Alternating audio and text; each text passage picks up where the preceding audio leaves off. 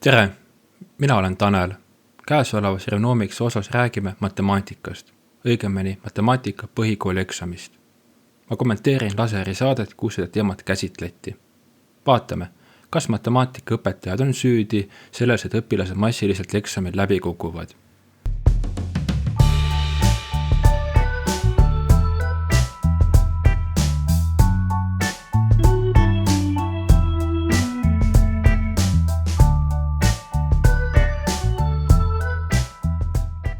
Mu laps kukkus matemaatika eksamil läbi, kes on süüdi? Kui saadet vaadati, siis loomulikult õpetajad on süüdi, õpetajad on kogu aeg süüdi. Siis sellest ma sain ka pealkirja tänasele saatele. Tegelikult ei ole õpetajaid süüdi. Kuna see saade lõi vale narratiivi, siis ma mõtlesin, et ma teeksin midagi õpetajate kaitsmiseks. Täna siis saates, et kui hästi me mõistame sotsiaalmeedia tehisaru mõju? Milline on pärilikkuse roll tegelikult? On eraõpetajate mõju ülehinnatud? Kas hea haridus eeldab tingimata eliithipsterite kooli? Millist rolli mängivad matemaatikaõpetajad õpitulemuste kujunemisel? Kui õpetajatele rohkem maksta, kas tulemused paraneksid? Kas õpetajal peab ilmtingimata olema magistrikraad selles aines, mida ta annab? Kui me arvutaksime eraõpetajate toe maha, PISA tulemustest, kuhu me langeksime, ja neid küsimusi on veel ja veel. Vaatame need paremad palad siis koos läbi.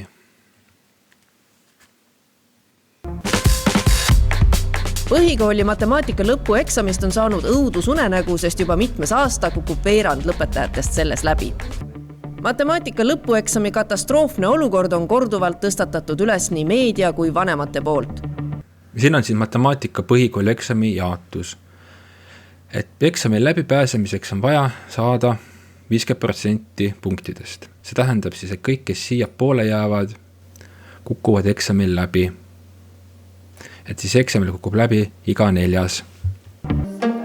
Veerand kukub läbi, see ikkagi viitab mingisugusele süsteemsele errorile. Minu hinnangul ta viitab, et kas siis on lõpueksam liiga raske, mida ei ole võimalik siis õpilasel läbida õppeaasta jooksul normaalse standardse hulga matemaatikatundidega või küsitakse lõpueksamil midagi sellist, mida koolis üldse ei õpetatagi. Igal aastal peale eksami toimumist on meil standardsed analüüsid, mida analüütikud teevad ja nende põhjal ikkagi igal aastal on näha, et eksam ei ole kerge, ei raske, mahub täpselt sinna normi piiridesse ja mõõdab täpselt seda, mille jaoks ta on mõeldud, et seda eksami raskust, et ta oleks liiga keeruline, seda ei saa olla. Asi on tegelikult väga lihtne, isegi silmaga peale vaadates on põhikooli lõpueksam samasugune võrreldes 20-aastase taguse ajaga, kui mina seda tegin. Õpilased on lihtsalt palju lollimaks jäänud. Ja rääkides süsteemsetest erroritest, ma tooks välja, et Laseri stuudios on ka süsteemne error. Laseri tütarsaates Lasertech käsitleti teemat, kuidas tänu sotsiaalmeediale on õpilased kõigis OECD riikides jäänud selgelt palju lollimaks. Aga ema saates pinnitakse, et matemaatikaõpetajad on saamatud. Õpetajad pole süüdi, et TikTok on noort inimest ajud pehmeks teinud. Vaatame seda Lasertechi saadet nüüd korraks.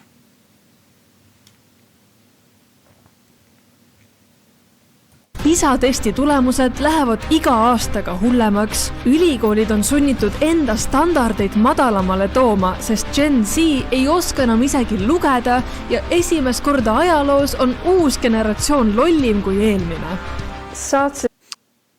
Ma täpsustaks, et mitte esimest korda maailma ajaloos. Selline asi see omal ajal saatuslikuks nii vanale Kreekale kui Roomale.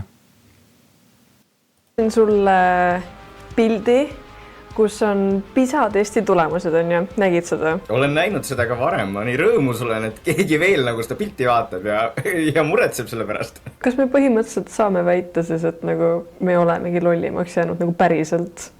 Kui me vaatame neid PISA-skoore, siis tõesti tundub, et me vähemalt oleme sinna suunas teel. Ja see on eriti kurb selles suhtes, et kui me vaatame tervet 20. sajandit, kogu aeg läksid kõik skoorid kerkisid.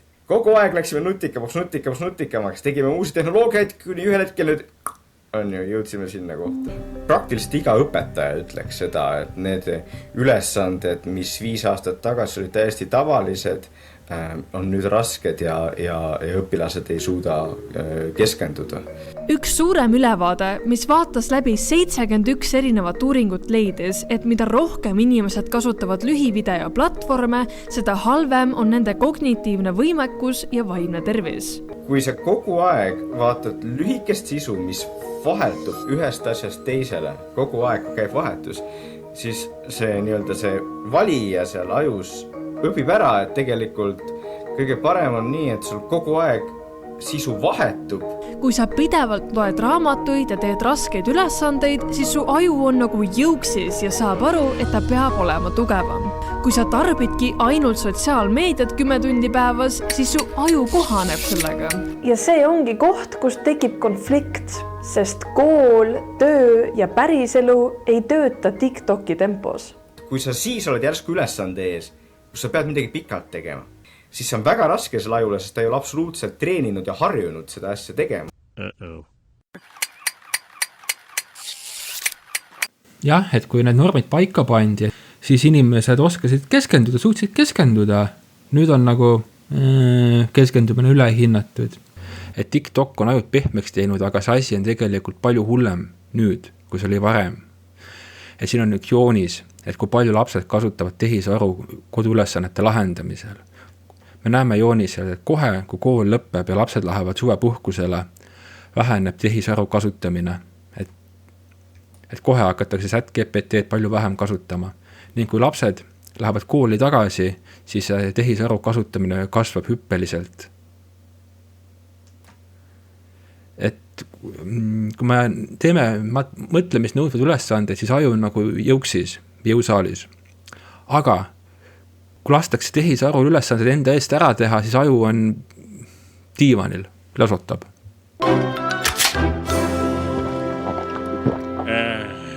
I love these lazy Saturdays. Kõik, kes usuvad sellesse, et matemaatika tuleb geenidega, siis selle tõestuseks peaks sul lastel matemaatikas nagu minema super hästi. Jah, nii peaks olema. Et geenid on tähtsad, et ei naeruvääristasin seda teemat. Matemaatika oskus tuleb paljuski geenidega. Näiteks matemaatika eksami tulemus on 60% pärilik. See 60% ei garanteeri edu, vaid parandab šansse. Ma tegin ühe matemaatika ülesande, et tõestada oma mõttekäiku. Et ütleme, et lapse vanema matemaatikaskoor on 1,66 standardhälvelt üle keskmise. See on siis umbes selline tulemus, mida see lapse vanem saaks. See 95% väga-väga andekas matemaatikus. Teise lapse vanema puhul eeldame assortatiivset paarumist.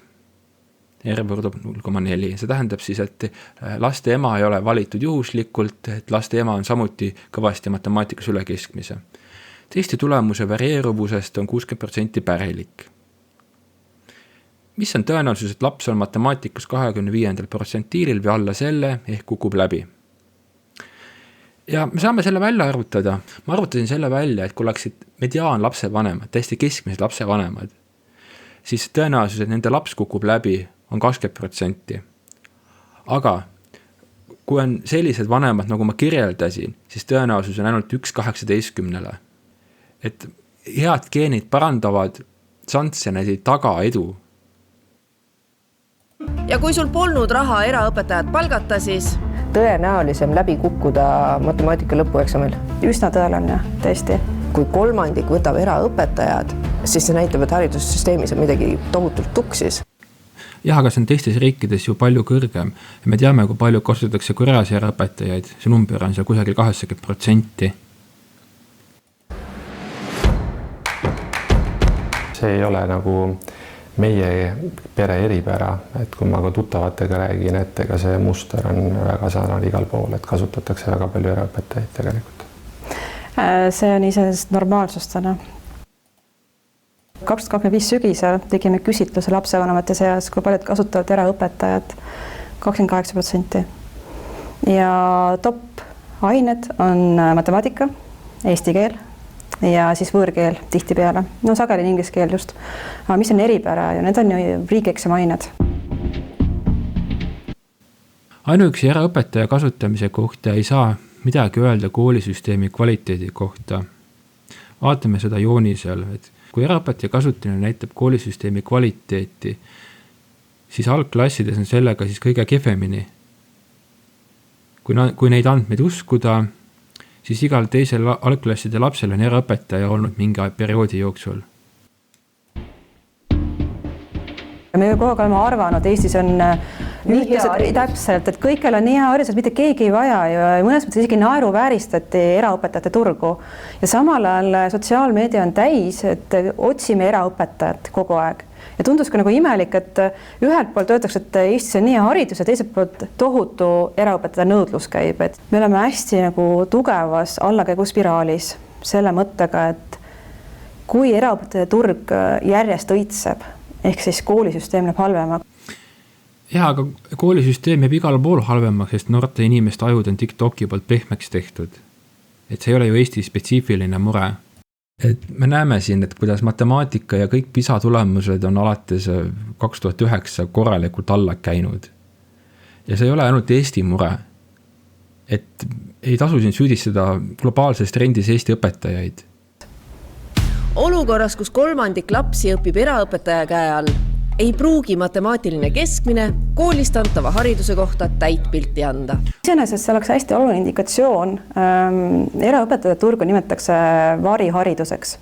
Et kui suure protsendi õpilase saavutustest on toonud tegelikult eraõpetaja tugi versus koolitugi. Aga arvutame siis eraõpetaja mõju maha keskmisest tulemusest. Kooli versus eraõpetaja tugi.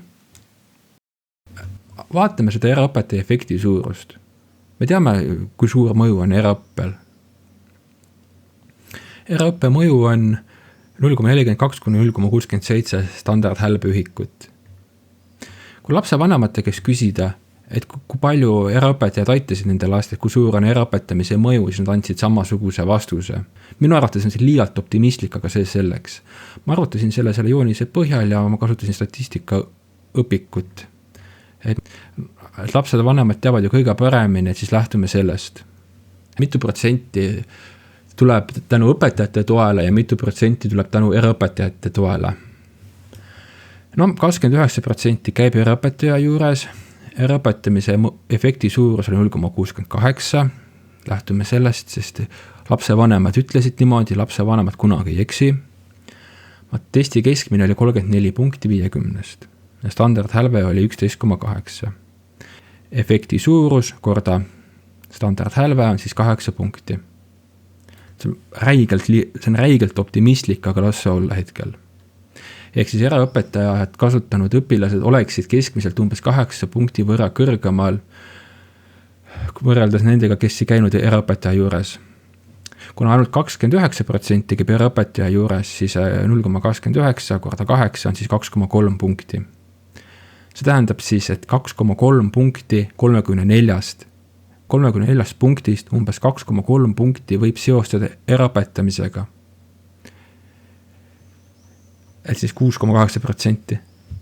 Aga me teame, et see on liialt optimistlik, et reaalses elus on see palju madalam. Ei ole 6,8%, reaalsus on pigem 3,4%. Ei ela pealinnas ja ma saan aru, et järjest suunate lapsi siis erinevatesse teistesse linnadesse kooli. Jah, et vanem laps juba läks näosse õppima, keskmine laps ilmselt samamoodi peab minema kuskile mujale linna õppima, kus on parem tase. Jälgime väga palju riigieksamite tulemusi, kuidas gümnaasiumides on ja sealt joonistub väga selge muster välja, et millistesse koolidesse on mõtet üldse minna õppima, kus on matemaatikatase piisavalt tugev. Kui praegu vaadata eelmise aasta riigieksamite tulemuste järgi, siis kahjuks Rakveres, kus meie oleme, sinna kooli kahjuks ei soovi lapsi panna. Täielik lollus, et perifeerias pole elitaarhipsteritele kohaseid koole. Peab lapse suunama teiste elitaarhipsterite juurde. Täielik jama. Riigieksamid ei näita mitte midagi õpetamise kvaliteedi kohta, see on kohatu lihtsustus. Ja teiseks on lihtsalt möku suhtumine. Seda tuleks vaadata kui väljakutset. Then it's a dogfight. An F-14 against 5th-gen fighters? It's not the plane, it's the pilot. Eestis ei pea muretsema koolide pärast, et mis siis saab, kui mu laps ei lähe elitaarhipsterite kooli või minu kool on nii kehva või. See eliitkoolide asi on lihtsalt näide äärmuslikust eelvalikust, kui me vaatame Eesti haridussüsteemi tervikuna, siis Eesti haridussüsteemis on väga väike varieeruvus koolide vahel. Between school variation, see hall siin. Ja on hästi suur varieeruvus koolide sees. Et see tähendab siis, et koolid on väga ühetaolised. Need lähtuvad ühest õppekavast. See riigieksami tulemuste jälgimine on kõigi lollim tegevus üldse. Selle põhjal ei saa mitte midagi öelda õpetamise kvaliteedi kohta. Õpetamise kvaliteeti saab hinnata ainult väga keerukate meetoditega. Õpetamise kvaliteeti tuleb hinnata läbi paradigma genotüüp, keskkond, fenotüüp. Et seda kasutatakse bioloogias ja geeniuuringutes. Mida siis tähendab? Õpilastele on antud geenidega teatud eelsoodumus siin. Nad on keskkonnas. See on siis koolikeskkond ja muu keskkond. Muu keskkond on siis sõbrad, kodu, juhuslikud elukogemused ja muu säärane. Kui paneme geenid ja keskkond kokku, siis me saame jälgitava fenotüüpilise väärtuse. Siis me saame jälgitava väärtuse, fenotüüpilise väärtuse. Selleks on siis riigieksami tulemused.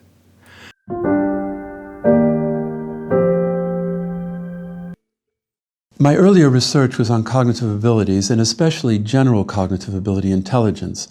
When I came to England, I was able to begin a large longitudinal twin study of about 15,000 pairs of twins from birth. The twin method came up with a very surprising result, and that is even in the first year of school, at 7 years of age, the individual differences in the kids' performance at school on literacy tests, like reading and numeracy tests, which basic arithmetic sort of things, was about 60% heritable. That is, the differences between the children and their performance were largely due to genetic differences, not to environmental differences. Mida lapse vanemad teevad? Panevad lihtsalt võrdusmärgi riigieksami tulemused võrdab õpetamise kvaliteet. No ei võrdu. Nad absoluutselt ei arvesta seda geenide osa siin, nad absoluutselt ei arvesta ka seda osa siin. Need on äärmiselt olulised, kui me tahame määrata õpetamise efektiivsust või õpetamise kvaliteeti. Aga see lihtsalt tuim riigieksami jälgimine on lauslollus. Erinevus koolides ei seleta erinevusi riigieksami tulemustels. Reaalses elus on umbes niimoodi, et kui me vaatame riigieksami tulemusi, et siis geenide juurde tuleb kirjutada 60%, kooli keskkonna juurde kirjutame 10% ja siia kirjutame 30%, et muu keskkond, sõbrad, kodu, juhuslikud elukogemused. Et see kooli keskkonna mõju on väga väikene. Seda on palju uuritud, et varieeruvus õpetamise kvaliteedi seletab ainult 10% eksami tulemuste varieeruvusest. Et see on lihtsalt mingi narsissistlik targutamine, et appikene Rakveres ei ole elitaarhipsterite koole, ma pean lapse suunama pealinna, kus on teised samasugused elitaarhipsterid. Taevas appi. Mida peaks tegema, on vabandama Rakvere õpetajate ees. Mina mõtlesin, et me saame siit teha kiire järelduse, et läbi kukkusid need, kelle vanemad ei saanud lubada endale eraõpetajat.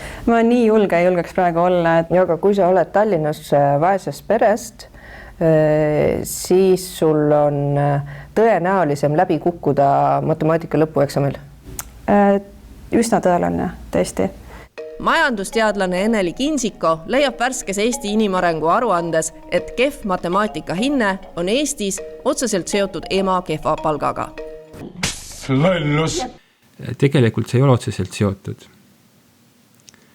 Haridus ja sissetulek on omavahel seotud.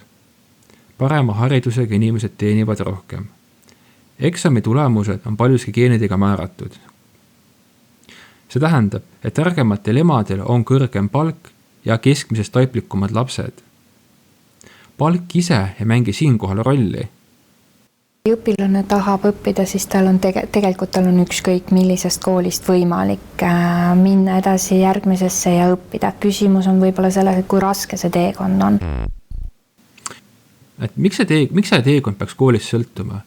Eestis on ühtluskool, teiseks varieeruvus õpetamise kvaliteedis on hästi väikene OECD riikides. Ehk siis, kui teil on kodus 9. ja teil polnud raha, et eraõpetajat palgata, siis võivad lood homme eksamil hapud olla. Lollus. Need lood võivad ka ilma eraõpetajata kehvad olla, sest kui õpilane ei suuda keskenduda ja ajud on TikToki poolt pehmeks tehtud, siis eraõpetaja ei saa mitte midagi teha. I'm gonna use all the power of my brain. Kuid siingi tuleb mängu vanema amet ning töökoht, sest kui oled õhtuses vahetuses, siis millal jääb aeg matemaatika jaoks? Mis keelest kellendal töö on? Et palju tuleb aega on? Täpselt, et kui ta näiteks on müüja, kellel on õhtune vahetus, näiteks on hästi kaua tööl, tal ei olegi võimalik, tuleb kell 23 koju näiteks, kui pood pannakse kinni, tal ei ole võimalik tegeleda selle matemaatika järelõppega lapsega füüsiliselt. Ebaoluline. Lapsed võivad ise neid ülesandeid lahendada YouTube'i abiga. Kõik ülesanded on internet üles pandud. Lapse vanem peab lihtsalt käskima lapsel harjutada. Ta saab ju hiljem kontrollida, kas harjutati või harjutatud. Et kõik need videod on olemas, et seal on ju näha, kuidas õpetaja teeb. Meil on mingi avaldis ja siis meile kõigepealt öeldakse, et lihtsusta avaldis.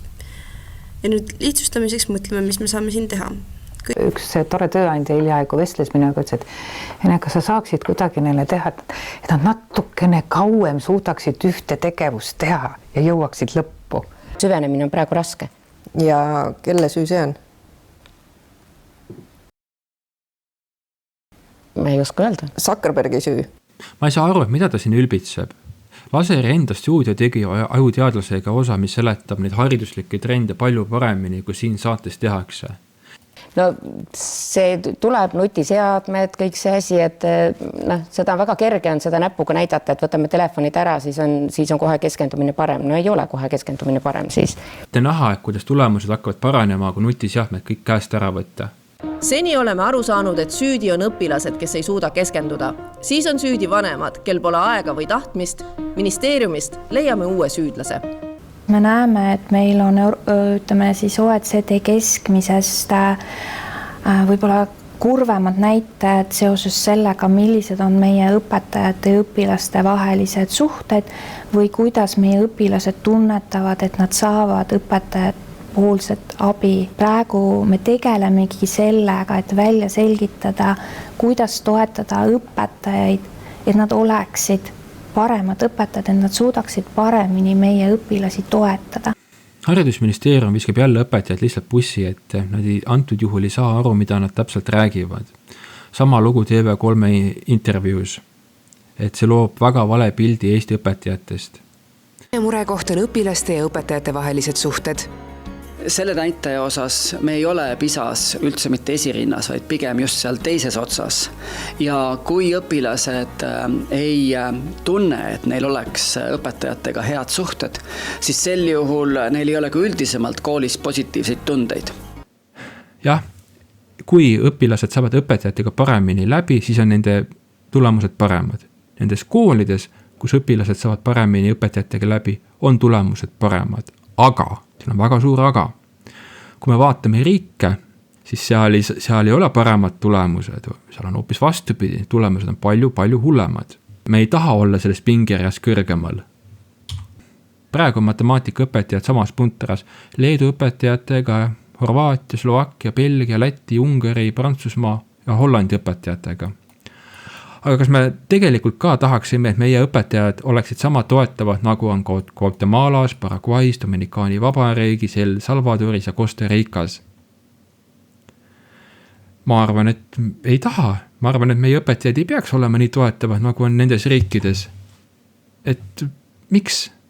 Et haridusministeerium ise ei süvene ja lihtsalt viskab matemaatikaõpetajad bussi ette. Probleem on selles, et õpetajatele, matemaatikaõpetajatele maksta väärilist töötasu. see, et veerand kukub läbi, siis selle peale nagu laiutada käsi ja öelda, oi, et aga õpilaste tähelepanuvõime on hajunud. Kindlasti mitte nagu Lapsevanemad teevad palju paremini metsase lajuteadlusega. Et siis nendele lastele, kellel on nagu raskusi, siis tuleks kindlasti leida see täiendav ressurss, et anda siis neile neid täiendavaid tunde ja leida need õpetajad. Et esimene nõuanne oleks matemaatikaõpetajate palka tõsta? Nadu täpsustan heade matemaatikaõpetajate palka, sest mida uuringud ka näitavad, ükskõik mis erialal, ükskõik mis ametis, halva töötaja palka võid tõsta, töö tulemus ei parane. See kehtib ennekõike tüki töö kohta. Majanduses on palk ennekõike funktsioon produktiivsusest. Mida produktiivsem on ettevõte, seda kõrgemat palka saab ta maksta. Kui palka tõsta, aga produktiivsus ei suurene, siis tuleb pankrot lihtsalt. Miks peaks õpitulemused paremaks minema, et ka siis praegu olemasolevad õpetajad lohistavad jalgu järel, et neil ei maksta piisavalt, siis ma ei vaevu ka pingutama. Ja, et kui me õpetajatel palka tõstaksime, siis tulemused paraneksid. Aga, see on üks väga suur aga. See number on siin 2%. Meie kontekstis tähendab see 2% umbes, et 1 punkt matemaatika põhikooli eksamil. 1 punkt. Õpetajate rahaga üle külvamine ei paranda eksami tulemusi.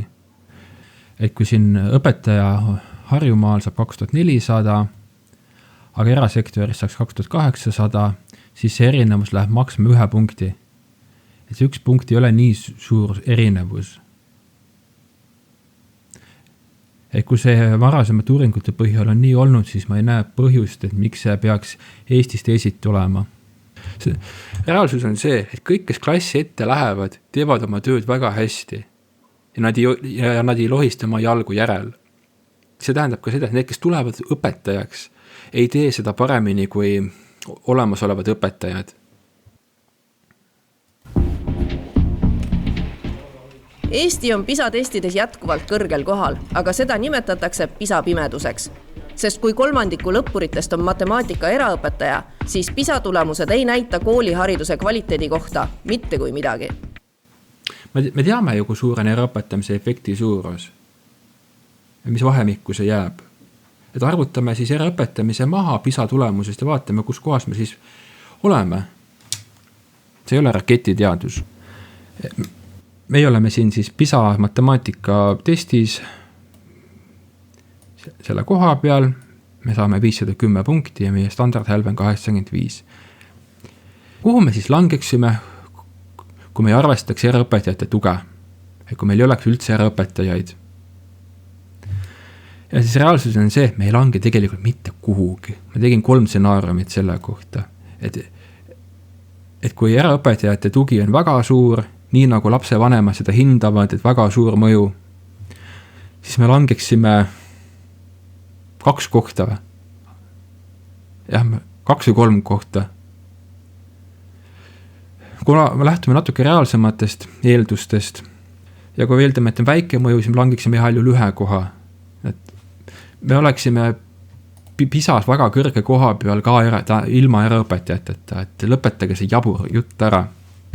Nii, te peate panema subscribe, teavitused, like, share, follow ja mis iganes, mis mul meelest ära läks. Aga kui meil ei ole pädevaid õpetajaid, see on nagu üks nendest punktides, milles mulle tundub, et kõik on ühel nõul. Kui meil ei ole pädevaid õpetajaid, siis me ei saa ju oodata, et need mittepädevad õpetajad otsustaksid. Me peaksime tegema iga aasta tasemetöö, sest muidu meil võib matemaatikas palju läbikukkujaid olla. Tegelikult meil on väga palju pädevaid õpetajaid, meil on väga palju ägedaid õpetajaid, ükskõik millises valdkonnas. Aga veerand ei vasta kvalifikatsioonile? Veerand ei vasta kvalifikatsioonile, aga kvalifikatsioonile vastavus ei pruugi alati tähendada seda, et ta ei ole innovaatiline, äge õpilasi kaasav õpetaja. See on ainukene asi, millega ma siiamaani nõus olen. Kvalifikatsiooni taga õpetamise kvaliteeti, see tegelikult palju keerulisem, see on näiteks ka paljuski kinni õpetaja iseloomu joontes ja nii edasi. See paberil see kvalifikatsioon, see ei ole nii oluline. Kuidas me teame, et matemaatikaõpetajal on matemaatikaõpetaja kvalifikatsioon? Me ei teagi täna. Tegelikult täna, kui me räägitakse meedias, et siin koolis on nii palju matemaatikaõpetajaid kvalifitseeritud, siis me ei tea, kas ta on kvalifitseeritud selles aines, sest õpetaja kvalifikatsioon ju eeldab meil magistrikraadi ja õpetajakutset. Aga kas tal on selles aines, matemaatikas näiteks, ta võib olla ka teises aines näiteks. Et me peaks selle ta võib olla nagu, ma ei tea, piltlikult öeldes kunstis saanud magistrikraadi, teinud endale selle õpetaja kutse juurde ja siis õpetab matemaatikat. Ja see on lubatud ju? Ja see on loetakse, et mul on kvalifitseeritud matemaatikaõpetaja. Tegelikult ei ole. Siin on kaks asja. Huvitav, kas nendel eraõpetajatel, kas nendel on kõigil vastavad kvalifikatsioonid? Ma arvan, et ei ole. Teiseks ma ütlen, et kunstiõpetaja võib matemaatikat õpetama minna. Asi on selles, et suvalised inimesed ei lähe klassi ette matemaatikat õpetama. Seal on korralik eneseselektsioon. Mul on põhimõtteline küsimus üle reguleerimise kohta. Kas matemaatikaõpetaja, kelle emakeel on vene keel, tohib õpetada koolis vene keelt? Ta pole ju kvalifitseeritud selles aines. Me ei saa ju eeldada, et ta piisavalt seda oskab. Paberile pole kirjutatud, et on vene keele õpetaja. Et kui õpetajal on kraad just selles aines, siis eksami tulemused paranevad, aga see paranemine on nii väikene, see ei oma tähtsust. Ja mis siin slaidil on? Kui kvalifikatsioonita õpetaja asendada kvalifitseeritud õpetajaga, siis tulemused paraneksid 0,5 punkti matemaatika eksamil. See 3,5% standardhälbest on 0,5 punkti matemaatika eksamil. 0,5 punkti. Kogu see õpetajate peksmine on reaalselt mingi 0,5 punkti pärast. Kui me lähtume varasematest uuringutest, siis 0,5 punkti. Ja siis siin on ka veel kirjas, et kui asendada keskmine õpetaja väga hea õpetajaga, siis tulemused paraneksid 2,5 punkti. See 20% standardhälbest 0,2 korda 11,8 on siis 2,5 punkti. Et keskmine õpetaja asendada väga hea õpetajaga ja siis tulemus oleks parem 2,5 punkti.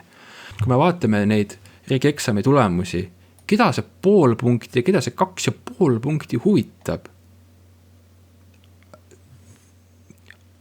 Asi ei ole õpetajates. See 0,5 punkti või 2 punkti sinna, see ei oma tähtsust. Kui tehisaru ja TikTok on ainult pehmeks teinud. You have my undivided attention.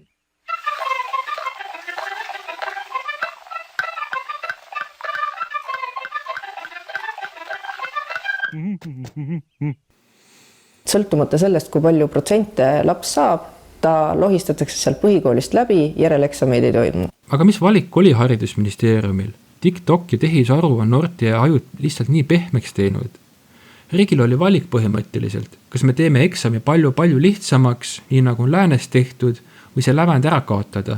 Nii lihtne see ongi. Kas sa tead, et selleks, et vältida seda kukkus läbi siis retoorikat, siis nad muutsid sellel aastal ära, et nüüd ei kuku keegi läbi. Et sõltumata sellest, kui palju protsente laps saab, ta lohistatakse sealt põhikoolist läbi, järeleksameid ei toimu. Et kuulsin jah, et ma arvan, see sama asi, mis tehti siin mingi aeg, et võeti siis kitsas matemaatika ja lai matemaatika, et samamoodi siis kuidagi need nõrgemad lapsed ikkagi sealt ka siis gümnaasiumist nagu läbi vedada, selle asemel, et tegelikult selle probleemiga tegeleda. Gümnaasiumis on jah 2 sorti riigieksamid, on kitsas ja on lai riigieksam.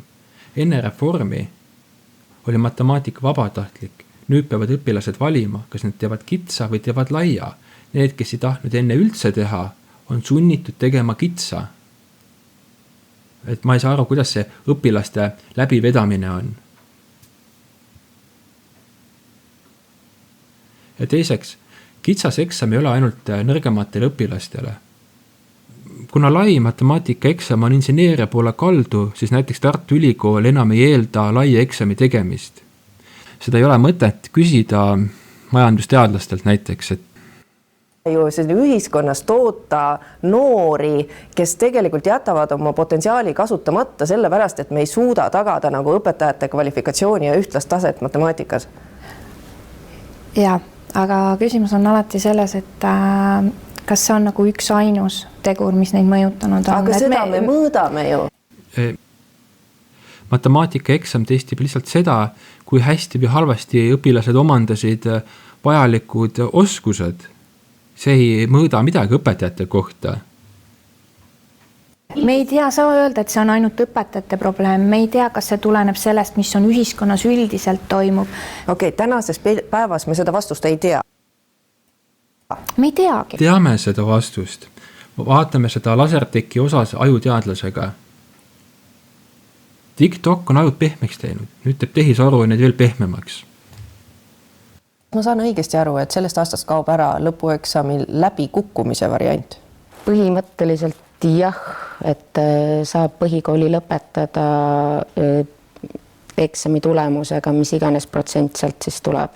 Ja kuidas on järeleksamiga, kui ma ei ole rahul sellega, kas mul on võimalus see siis ümber muuta? Ei, järeleksamit ei ole. Mis tähendab, et see üks konkreetne päev, mil matemaatikaeksam on, kui mul sellel päeval kõht valutab või on nagu lihtsalt nagu tohutu stress, siis sellega on otsustatud minu ülejäänud karjäär. Mis ülejäänud karjäär? Tulge taevas appi selle jutuga. See on ajuvaba jutt. Põhikooli eksamid ei määra ülejäänud karjääri, vahepeale jääb väga palju eksameid. Sinna jääb riigieksamid, akadeemiline test, Tartu Ülikooli eksamid. Üks lõpueksam võib maksta sulle karjääri. Absoluutselt võib. Tulge taevas appi, ei või. See ei tundu veidi ebaõiglane. Nad ei ole ju veel suured, nad on väiksed nublud ju. Põhikool lõpetatakse 16-aastaselt. Ning 18-aastaselt odatakse juba ajateenistusse, kus joostakse automat käes ja antakse sõduri mannet. Et mis väikesed nublud? Olen valmis ohverdama oma elu Isamaa ees.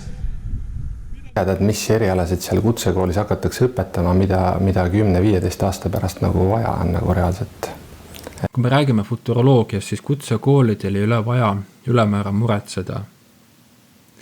Uued hipsterilikud valdkonnad lähevad kõigepealt. Suurema tõenäosusega jäävad alles need erialad, mis on kauem eksisteerinud. Lindi efekt tähendab, et mida kauem on mingi nähtus eksisteerinud, seda tõenäolisem on, et see eksisteeribki edasi. Ehitajad, autoluksepad, kokad, elektrikud. Et kui me räägime et tehisintellekt ilmselt tuleb väga paljudesse valdkondadesse, väga paljud tööd üldse automatiseeritakse, robotid tulevad peale, et mida seal kutsekoolis siis hakatakse õpetama lastele, kellel on nõrk matemaatika baasteadmised nagu. Won't somebody please think of the children? Think of the children. Won't somebody please think of the children?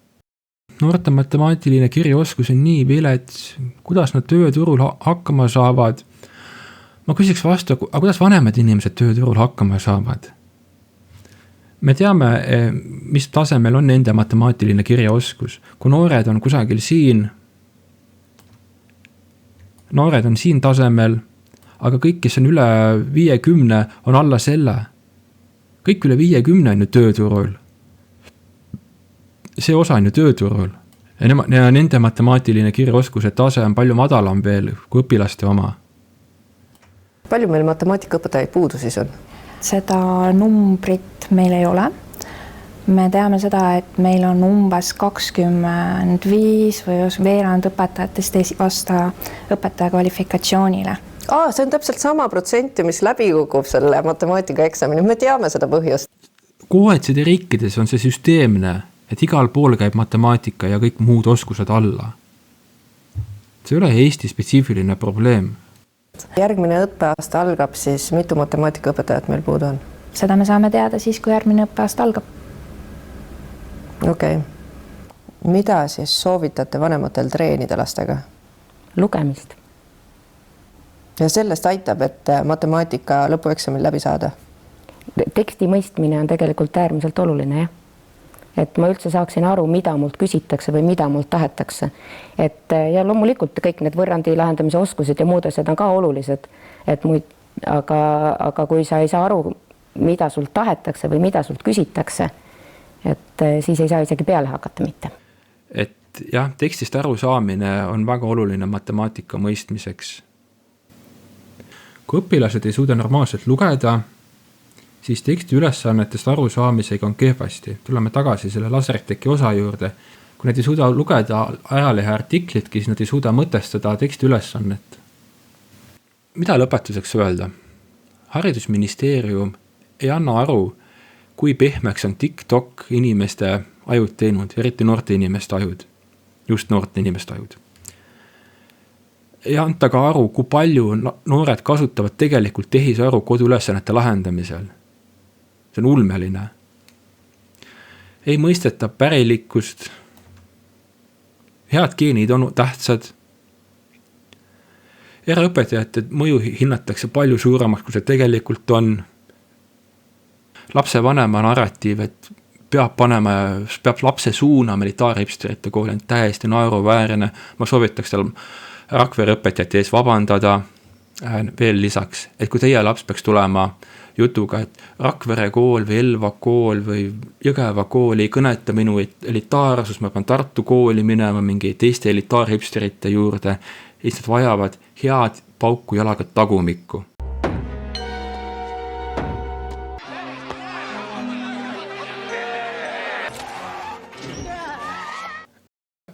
Kraadinõudlikkus ei taga tulemusi, ei tasu siin naeruvääristada neid õpetajad, kellel ei ole magistrikraadi, need erinevused on nii väikesed. Me oleksime ka ilma eraõpetajateta PISAs väga kõrgel kohal, et lõpetage see mingumine ära Eesti haridussüsteemi üle. Ja õpetajate enda jutt, et põhikooli eksameid määravad karjääri, et see on täiesti naeruväärne. Ma ei saa aru, kus kohast see tuleb. Okei, läheb põhikooli eksam halvasti, lähed kutsekooli, lähed õhtukooli, gümnaasiumi lõpus on uuesti eksamid. Need on palju olulisemad. Ja kui need peaks kehvasti minema, siis on alati võimalus akadeemilist testi teha Tartu Ülikoolis. Ja lõpetuseks, õpetajad ei ole süüdi kehvades tulemustes. Tahate näha, kuidas tulemused paraneksid, kui poputamine ära lõpetada ja nutisjahmed käest ära võtta. In the old days, we'd use a ruler to deal with incorrigibles like you. Thanks for the history lesson, sis. These days, we use a yardstick. Ah! I'll show you. I'll move 33 inches away. A yard's 36! Ah! Oh, now you tell me.